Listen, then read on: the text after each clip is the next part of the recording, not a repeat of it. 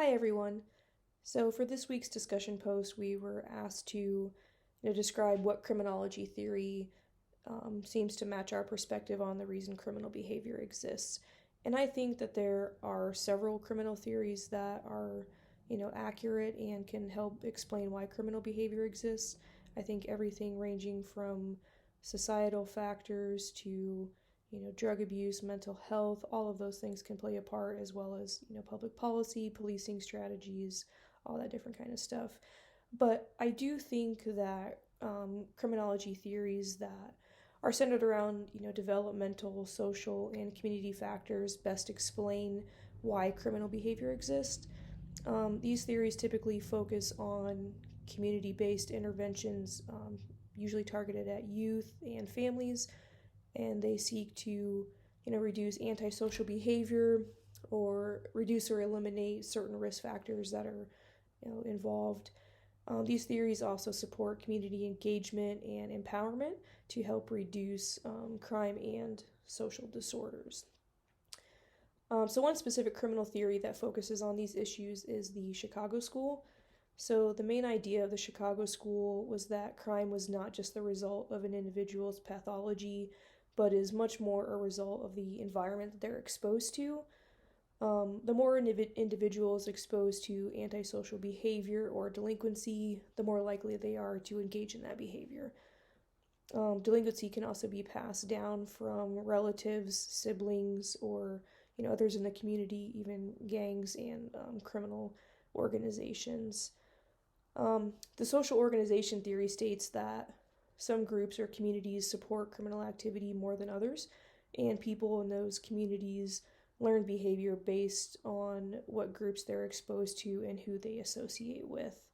Um, community mentorships or community mentorship programs like Teammates are the result of the Chicago School. Other programs supported by the Chicago School include programs that reduce recidivism, as well as removing offenders from people and environments that support their criminal behavior. Control theory, which was also heavily influenced by the Chicago School, states that crime is only possible in places where controls are not in place to stop it. So control theory places a lot of emphasis on the importance of personal and social controls through various social institutions like family, neighborhoods, schools, things like that. So Travis Hershey believed that the lack of social bonds contributed to delinquent behavior because social bonds act as controls. So Hershey also believed that self-control played heavily into whether people engage in delinquent behavior or not. And he believed that self-control should be, learned very early in life. Many programs that were developed as a result of control theory focus on social support instead of punishment. Parenting programs can help teach parents how to, make positive choices, make and enforce rules, which teaches their kids self-control. And then other social activities like school, athletics, and other pro-social organizations can help create social bonds. So reentry programs aim to assist offenders in establishing social bonds. So an experience that I'm kind of dealing with right now in my work and personal life. So an individual that I supervise at work adopted her grandson when he was about 5. Before that, he did not have a lot of parenting. Both of his parents lost custody of him, and he was in and out of foster care. So she took him in to, try to keep him out of the foster care system and try to raise him. I think there's probably some mental health issues at play here as well as maybe some other medical issues like fetal alcohol syndrome and exposure to substance abuse as a fetus. But she tried to constantly get him to engage in pro-social behavior, get involved in activities and sports, and he just never really gravitated towards those kinds of people. He was always befriending the other kids who got in trouble. So no surprise to anyone, he did get in quite a bit of trouble as an older juvenile and was on juvenile probation, had done some time in some juvenile detention centers and various programs. And then he also got in trouble while he was still on juvenile probation, but he was 18 at the time.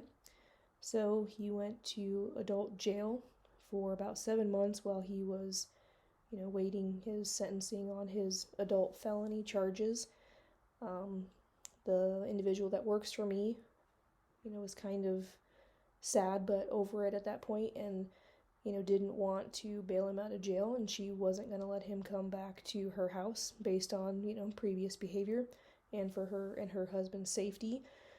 So he was eventually sentenced on his adult felony charges, released from jail at about 5 o'clock one evening, and was told to report to probation the following morning.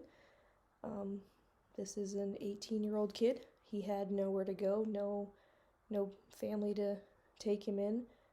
So needless to say, less than 12, 14 hours later, he was caught with a stolen vehicle in a town about 60, 70 miles away in a high school parking lot looking for his half-sister, because that was the only person that he had.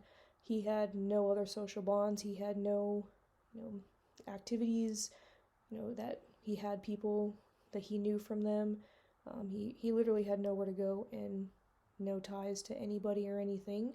So he, continued on his criminal path there. So now he is awaiting new felony charges in 2 different jurisdictions. So we'll, kind of see how that plays out. But I think, this is kind of an example of, creating self-control in youth very early on, and then also trying to promote pro-social behavior. I think, more severe interventions for him probably would have been a good thing, but that just wasn't the case in this situation. But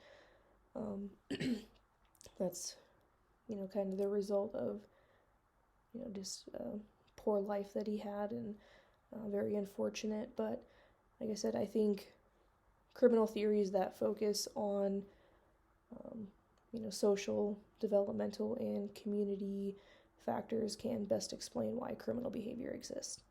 Thank you.